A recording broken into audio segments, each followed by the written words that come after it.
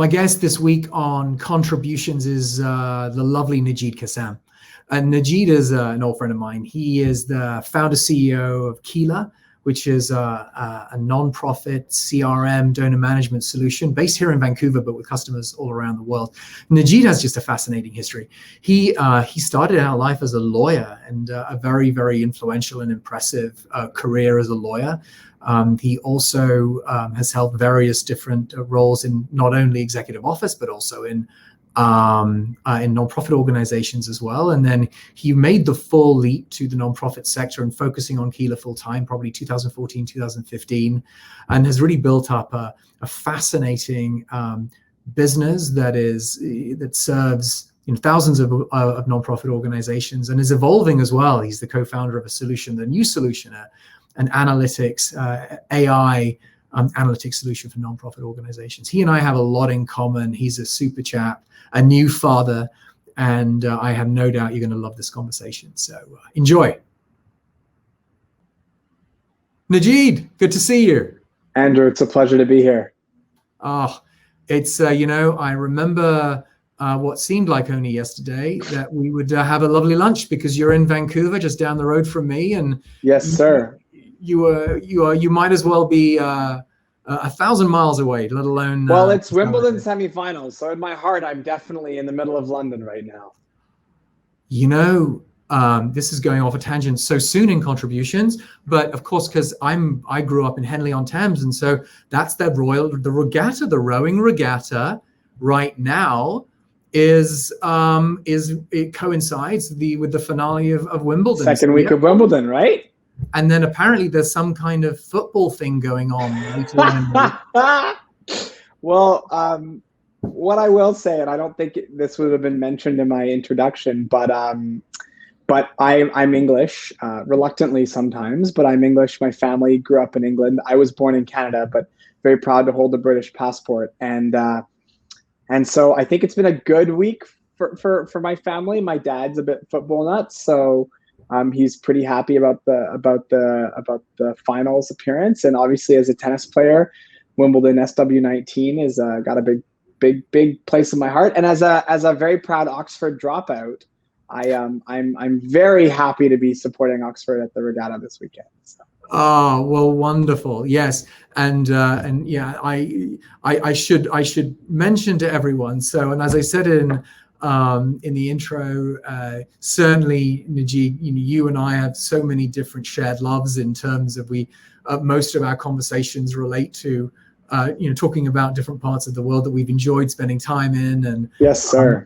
And now we both find ourselves in Vancouver, and both running technology and fintech companies for the nonprofit sector specifically. But my goodness me, you come to this from a bit of a different and a very impressive place, and I couldn't. I don't know about impressive, but unique. Unique is definitely the case. You are too. You're being too kind to yourself. So let me. I'm going to leave it. I'm fascinated because you obviously practiced law. You had a fantastically impressive career ahead of you in the legal profession. You not only were you doing that, but you were also, you're a published author. You set up and run nonprofit organizations as well. So I'd love to hear it from you. You obviously now run Keela. You founded it. How did you tell us about the journey to get there? Yeah, there are some leaders whose wisdom I've listened to for years that talk about how we don't have one career. We have a series of intersecting careers. Of our journeys are not, a straight line or a direct path. It's the circuitousness of it is the beauty of it, but it also creates the richness in the fabric of our journeys. And I think for me, that is how I've gotten here. But it actually starts much farther back than me. It actually speaks to the last few generations of my family.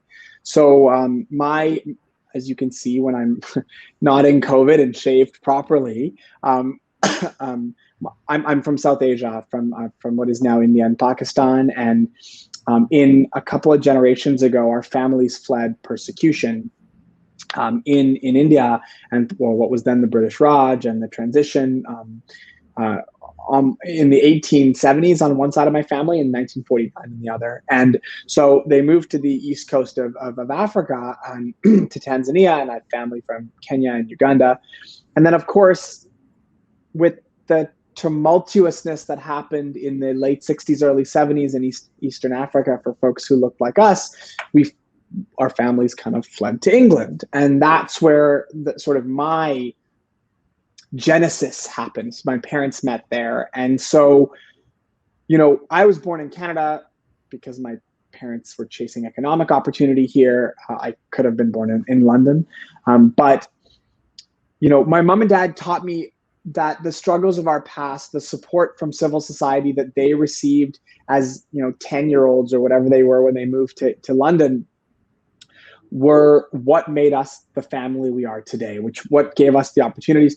My parents are dentists. They're wonderful. They have an incredibly boring profession, but they've provided us a life that they were not able to have themselves. And, their hard work, their dedication, their passion, but also the support they received from civil society led them to imbue in us the importance of giving back and engaging. And so my relationship with the not-for-profit sector and for charities actually started when I was 3.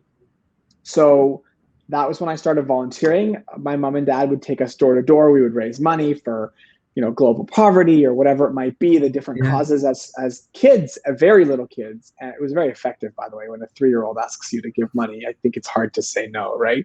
And so that was the genesis of my relationship in the sector. And over the past 33 years almost now, since I was 3, so I'm in my mid 30s now, I've been blessed to have the opportunity to hold so many different positions in charities and not-for-profits, in international organizations, and in politics. And all of that has been part of this ethos of service that my mom and dad inspired in all of us. Isn't that interesting? Because I forget how similar. I mean, obviously with my accent and complexion, I mean, I'm British. I was born and brought up there. But my father is, as you well know, he's Iraqi. I'm the child of an immigrant and a refugee. He left when Saddam took over back in the 60s, and so it's interesting because even though my mum is Welsh, which is a fantastic, Welsh Iraqi. There aren't that many of us. It's a similar value system that was built in me by my parents. So, and I think that it resonates with Andrew, because values they define and they direct our lives and our work and our families. And so I think while that path you spoke of may seem circuitous, and I've been blessed with opportunity, it all has been defined and redefined by these core sets of values, not dissimilarly from yours. Yeah, and I love that what you're talking about, circuitous, and there was a Steve Jobs commencement where he talks about painting the dots, doesn't he? You see, you can't paint the dots going forward; you have to paint the dots going back, and there's that wonderful. So that's a wonderful. But I also think it gives hope to young folks because I have the privilege now to mentor so many young people who speak to me almost hyperbolously about their fear that they don't have this, then I go to law school, then I graduate, then I article, then I become an associate, then I become a partner. And so much of the journey is not knowing that and discovering that and pushing yourself and being uncomfortable to getting there. And I feel very proud and very grateful that I've had that journey. And so you obviously, I'll talk a little bit about the transition in a minute, but obviously, so you started in earnest with, or you started, I should say, with the concept of Keela back in what, 2015? 14, something like that, yeah. And then at some point in time you went, look, yes, the law is the law. I blame my wife, to be honest with you. My wife is this brilliant, wonderful, amazing mother, brilliant executive, but she wanted to move us to Vancouver. So I was born here, but I was in Toronto, and I was the only places that I was really excited about living were Toronto and London. And so I did my law after I dropped out of Oxford, where I was doing my MPhil. I went to law school in Toronto, and I was sort of very happily along that route. And we'll talk about Keela in that in a second. But Mm. I don't know that I would have ever been a full-time tech CEO, certainly without the move my wife made to Vancouver. So, kind of going back a couple steps, I was sitting on the board of a nonprofit in Toronto. We built social justice curricula for the Toronto School Board. It was a really amazing opportunity. We were small. We were $100,000 a year budget, something like that. And we needed technology.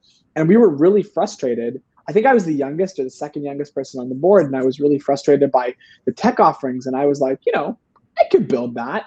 No, I couldn't, for the record. But thank the good Lord that I was able to get where I am. But that was the journey. It was like I was the problem. I felt the problem. I was experiencing the pain. And Right. I saw software as an opportunity to democratize access to incredible processes, to how organizations raise money, to how they work. And so kind of stupidly, to be honest, I was like, I'll do it. And it took me a lot of mistakes, a lot of humility, and a couple of great partners in the early days to really, kind of figure out what we wanted to do. And this was a side thing off the side of my, my Bay Street desk. But then we got a little bit of traction. We got some excitement. And then my wife said, I want to move home. And I said, she's a better lawyer than I am. She's also a lawyer. She won that argument. So when we moved, I kind of, I took the jump. And that was in the summer of 2016. And so let's fast forward. Keela now, you are obviously based here in Vancouver, but you have a client base that is very, very broad. I mean, for the viewers that aren't familiar, provide a snapshot of the success story of where it is now. Success story in the making, maybe. We've still got a lot of work to do and a lot to learn. But Keela is a donor management, fundraising, CRM, and compliance tool built specifically for fundraising organizations, doing generally less than $10 million a year. So this is for SMB focused, not-for-profits. Our technology is amazing. It is world-class. We're compliant in, of course, the United States and Canada, but also Australia and New Zealand. We process hundreds of millions of dollars in payments, both online and offline. But we really stick to our roots, sticking up for the little ones, the organizations that are doing 780 or 2.2 million, and they're hustling, they don't have the resources. We think about our problems as how do we make our tools as easy and powerful as possible? How do we automate? How do we bring artificial intelligence and machine learning to their fundraising and their day-to-day operations? How do we take care of things like compliance? And, we see this as a rocket ship for those SMB nonprofits. Yeah, because it's interesting because I think from that and from the learning that you've got, that you've learned as you've really dug into what the organizations need, you're also uncovering other opportunities and other areas to be able to help. And I know you and I Absolutely. have conversations over a while back now, lunches about that analytics side, about that kind of how do you really use data to get insight as opposed to as a mechanism with which to well, ultimately it's a tool, right? Data as a tool, as something, I think it was Beth Cantor wrote a book about how stressed out the nonprofit sector is. And Beth is a friend and a fellow board member of mine at N10. And,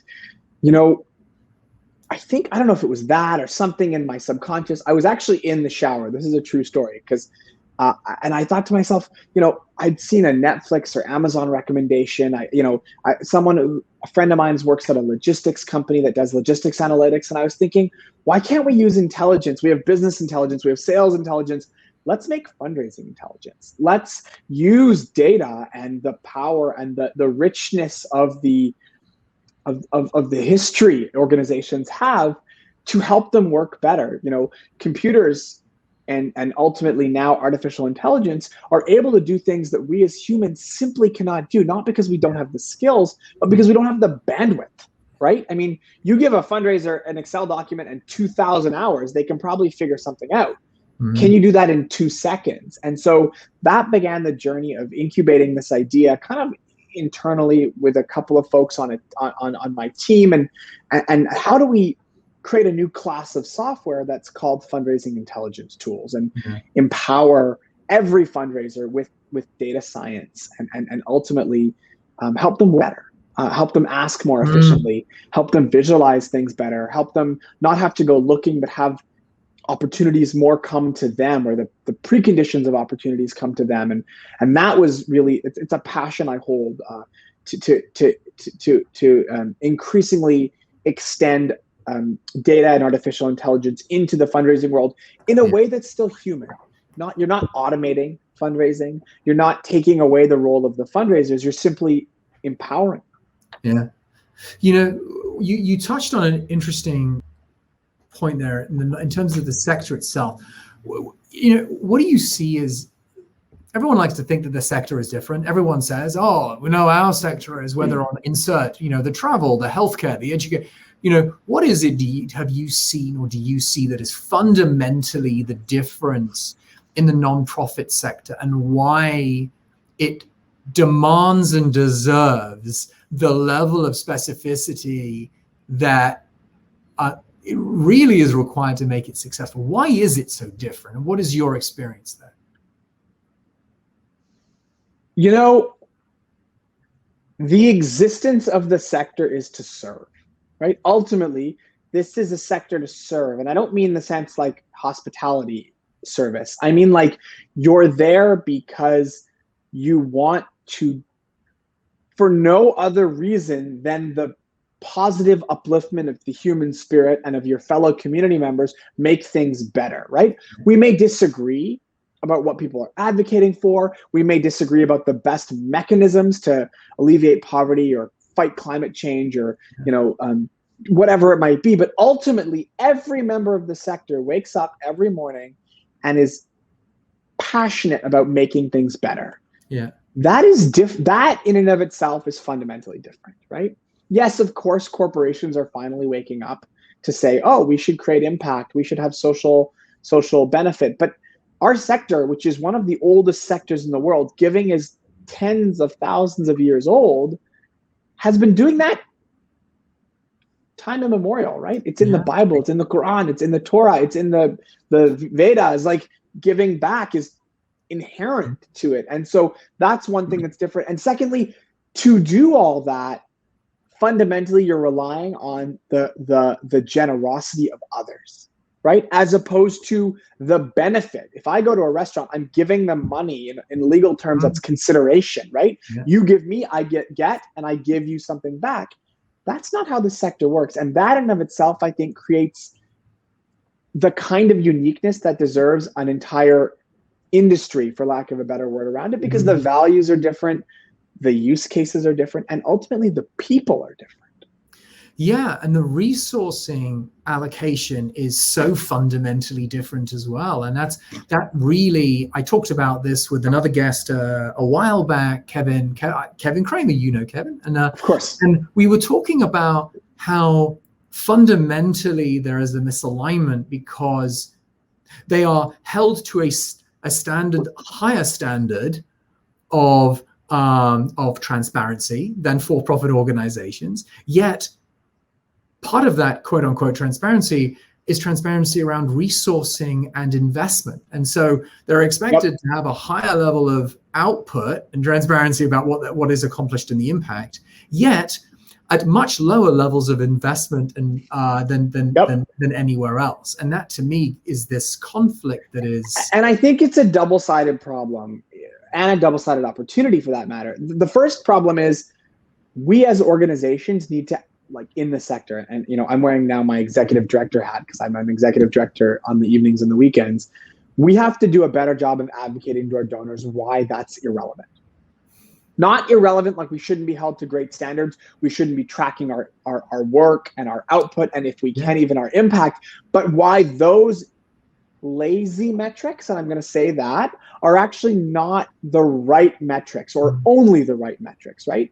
You know, as a CEO, putting that hat back on, if you give me $10 and I spend 50% on administration, but I'm able to create 20 widgets, versus you give me $10, I spend 10% on administration, but I can make 10 widgets, Yeah. Obviously, it doesn't matter, right? The $10 is giving me a better ROI. Yeah. We as a sector need to advocate for the right metrics and show our value in that way, and that's on us. At the same time, giving is, there needs to be an education of donors. And I put this on the sector, on governments, on parents. I'm a young parent. You're a young parent of 3. We have to do a better job teaching our children about giving, making that as much a part of their lives as healthy eating or saving or whatever. And I don't mean to minimize those things. It's just, it's a core of our society. 5.6% of the US GDP is spent in the not-for-profit sector. That's it's fundamentally, financially, it's incredibly important. And so we as a society need to train donors better. And that's a combination of organizations advocating and being better about the transparency and showing, but also having a bit of a mindset shift. And I think it's a generational thing. Yeah, it's interesting because it's a cultural thing as well. I mean, what I found fascinating, when I was wearing a previous hat at Blackboard, we did a lot of work and did a lot of work in multiple around the world, but also the Netherlands has the highest percentage of its employee giving, right? Quote unquote, who work in the nonprofit sector. I mean, it's really interesting. And then the other, you talked about Oxford. I think I was talking to one of the universities. He was giving a speech about giving in higher education, and the gentleman was talking about, well, in the UK, my university never emails me and asks for money. I mean, Oxford emails me. I have to say, actually, they're the only one of the. That's probably because the whole bunch of reasons behind that probably, and they're smarter targeting you than they are me anyway. But I think what's interesting is that he said the reason why the UK, the higher education, he was talking pejoratively about the higher education. The reason there's no culture of giving is that there's no culture of asking, which I thought was a beautiful way of saying it. But I think where American university. Sorry, go ahead. Pardon me. No, please. I interrupted you. Go ahead. My wife holds she's the chair of the admissions committee for Stanford for British Columbia, and I sit on the McGill Western Canada Regional Board. And so we sort of see higher ed as part of our everyday service, right? And we both do it on a weekly or monthly basis. And Stanford is shameless. They're shameless. They just ask and ask and ask and ask, and it's just like incredible. And at McGill, we don't do that. We ask in the same way, and we don't. It's culturally different. And so I'm not going to say whether it's better or worse, but I can tell you Stanford's endowments is a heck of a lot bigger than McGill's. And McGill's a world-class university, arguably, producing, similar talent, but not seeing the return because of this culture. And so, and Stanford invests in it. They train there's that culture of asking, there's culture of course, there's more Stanford bloody swag in my house, blankets and this and that, because it's like this pride in that. And so, and that fosters giving. Of course it does, right? Yeah. As well as asking and all these other things. Yeah, that's right. So one of the things that I'm interested in, I ask a lot of, the tech CEOs and leadership that I on this interview series on contributions is, there's been a massive change in the profile of the sector in the last, I've been doing this more or less short break for a few years, but for 20 years, there's a massive change in terms of the landscape of providers. Mm-hmm. So we always jump to a more is better, competition is better, all of these things are better. But I'm fascinated to know what you think about just the evolution of that landscape, the service providers, what you think that means, where you think it's heading, what are the opportunities, risks, etc. What are your sort of overall thoughts? So I'm of many minds, and I apologize in advance because I don't know how articulated this series of thoughts is going to be. But inherently, I am a capitalist, and I believe that competition breeds better. I think that if you are held to a standard by yourself, that's great. And at Keela, we do that phenomenally well. Nobody holds us to a higher standard than we do ourselves. But that isn't always the case for everybody. And so if you have somebody chasing you, you're probably going to run a little bit faster. Whether you're being chased or doing the chasing, there is a benefit. Yeah. But as long as it's done in the right way, so while that is wonderful and inspiring, and I think I'm a former athlete at this point, no longer an athlete, but that idea that there's always a way to get better, and that not only is it on me to make me better or us better, but there's other folks who we're competing against, I think that actually is a great thing. At the same time, goes back to my previous comment, if you take the uniqueness, the difference, the people, the values out of it, that becomes, where there's opportunities that could be worrying. How about that? And so as large financial players realize the scale and the scope and the opportunity in this market, I think it's imperative that the founders and the leaders and the technology providers and the service providers hold their values and they hold their ground on that, to say, we are serving a sector that is a little different, and we need to reflect that in how we're building our companies, whether they're for or not for profits. And do you think that the success or the key around which organizations are going to be successful serving the sector, is that code-based enhancement, or is it service-based? Is it innovation? I mean, there's a lot of... I'm an innovator. Okay, that's a lie. I'm a pretend innovator. So I'm always going to go to innovation. I think that if we are doing things the way, from processes to technology, that we've done for the last 25 years, which many both tech companies and nonprofits fall prey to, we're going to fall behind. We're going to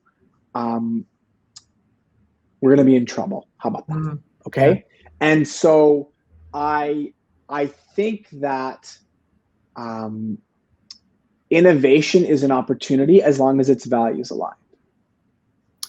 Yeah, and I think that what we tend to see also is that innovation it's sometimes not the easiest path. Sometimes the easiest path is just to replicate a process because it's the least path to a sale, as an example. And I feel that sometimes... And that's where you get dangerous. That's the danger part, right? You're sort of speaking it.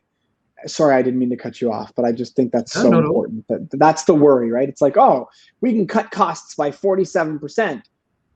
But I'm not saying don't cut costs. I'm saying do it to remember that people, let's call it people centricity innovation, right? Yeah. You need the people, you need the values aligned, and then you've got to push, whether it's innovating on processes or people or technology or all of those things, really. Yeah. I think you get rid of that. Ultimately, those folks might win in the short term, but lose in the long term. Yeah.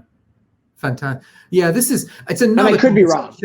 And I tell you, we could talk for hours, but I just generally getting to, and I'm excited to hear about more. I mean, obviously, I want to make sure we're going to share information, because I know that the new solution that you co-founded and you're working on is fascinating. Excited about continuing to participate and learn more about Keela's journey as well. But I'm going to put you through the same questions that I put absolutely everyone through. And so I hope you're prepared, because this is time for the quick six. You know what they are, so they're gonna come at you thick and fast. So, okay, what is your least favorite app on your phone? My parking app, Pay by Phone. Not because the app isn't good, because I hate paying for parking. Fair. Although I do have a friend who does say that the UI for that particular app... Oh, it's fantastic. It's fantastic. Apart from the opening page, which should default, by the way, to what is the number of places you are, but it doesn't default to that. So, and it doesn't remember your license plate, which annoys me. Yes, that's exactly right. Favorite song? Depends on which Nejeed you're talking to. The civilized, non-pandemic Nejeed would probably say Bach's Cello Suite 1 in G major, especially when it's played by Yo-Yo Ma. If you ever need a good cry, it's what beauty sounds like. How about that?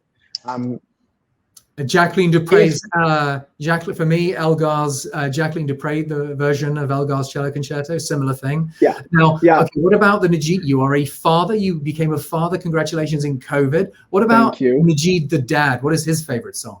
Nejeed the dad is probably singing whatever will help my son stay still when he's changing his diaper. I have a wonderful little boy. He's 15 months. His name's Keon, but he does not sit still. He runs. He doesn't walk. He runs everywhere. So I'll sing. My wife and I have made up more songs than we possibly could have imagined. But I think every parent feels that. But the Nejeed late at night who's working till 1 a.m. is probably going to put on some old Kanye or some old P. Diddy or something from the hip hop from the early 2000s is kind of where my energy comes from. How about that? Okay. So Bach and Kanye West. I don't know how to reconcile those, but I'll leave it at that. That's fair. Favorite movie? So I will tell one story. I have a lifelong illness in my colon. I have colitis. I'm on medications, and there's a TV show called The West Wing. It's maybe the greatest TV show ever made. It got me through my 6 months in and out of hospital. So The West Wing is my favorite television show. And I think Mission Impossible 2 is my favorite movie. I know that's terrible. I'm not a movie buff. It's uncivilized, but it is awesome. Hey, no judgment, no judgment. And I love I think I judge myself on how much I love that movie. So good for you. Okay, if you could live anywhere else, I know what the answer is this going to be. If you could live anywhere else in the world, where would that be? London, no question. Yeah. No question. 100. In fact, I asked my wife 2 weeks ago if we could move back. I ask my wife every day. No, it's I know what the answer is going to be, but yes. Yeah. Okay, so I knew what that answer was. What is the first nonprofit organization you remember as a child? So there's two. Covenant House here in Vancouver was one of the first volunteer opportunities I got outside of my parents, and the Aga Khan Foundation. Those are the two that I remember from my childhood the most. I was lucky enough. I went there to Ottawa. There's the building that they have there is really quite architecturally. It's stunning. Mm-hmm. What profession other than your own would you like to attempt? So I'm going to exclude both lawyer and tech CEO because I feel like I wear two hats in my life. I think I'd like to be a sports executive. I am a passionate athlete or former athlete. I have played at the highest levels in the world. I love sports. I love it. It's my guilty pleasure, both being a fan, being an armchair analyst and playing. So I think a sports exec or something in the sports world would be the other life I had. Fantastic. Fantastic. Nejeed, thanks for the time, man. Really appreciate it. It's Thank you. Of course. Lovely to see you. It's and a pleasure. Grateful to share the stage with such an eloquent and wonderful human being. You're very kind. Love to the family. Nice to see you, and all the best. And we'll speak soon. Cheers. Thanks. Ciao.